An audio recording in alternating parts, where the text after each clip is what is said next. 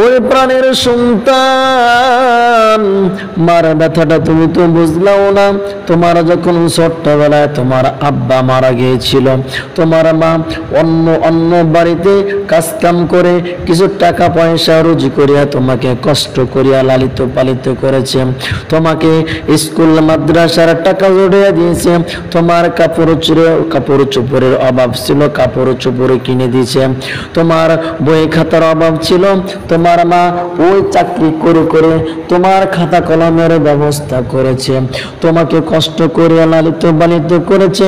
সেই মাকে আজকে ভুলে গেল, একবার অতীতের কথা ভুলে যায় রে বান্দা। ছোট্টকালে তোমার আব্বা মারা গিয়েছিল, তোমার কামাই রুজি খাওয়ানোর জন্য কেউ ছিল না রে বান্দা। তোমার মা কষ্ট করিয়া মানুষ করিয়াছে, আর যখন তোমার বিবাহর বয়স হয়ে গেল, অন্যজনের একটা মেয়ে বিবাহিত করিয়া তুমি তোমার নতুন ঘরে নিয়ে আসছো, নতুন ঘরে বউ নিয়ে আসছো।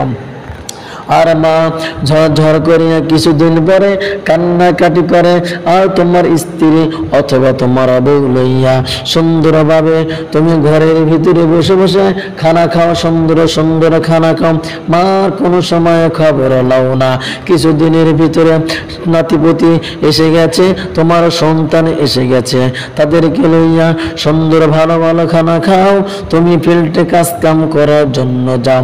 তোমার স্ত্রী তোমার মাকে বকাবাজ্য করে, তোমার স্ত্রী তোমার মাকে বকাবাজ্য করে, তোমার মা ওর আগে তোমার আম্মার আগের মাতে কোনো কিছু বলে, আর তুমি যখন ফিল্ড থেকে বাড়িতে চলে আসো, তোমার স্ত্রী তোমার কাছে বিচারে দেয়।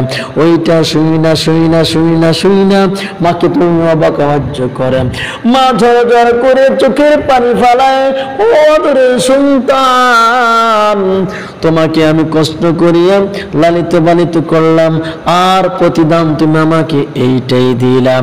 মাকে বকাবাজ্য করো, মাকে জুতা পিটা করো, মাকে চওড়াও, মাকে ঘুষি দাও, না না এইরকম করা যাবে না।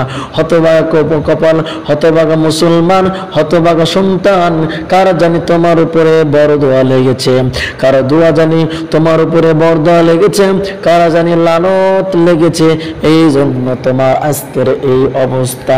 মনে রাখো প্রাণের সন্তান, তোমার মারার সাথে তুমি যে ব্যবহারটা করবা,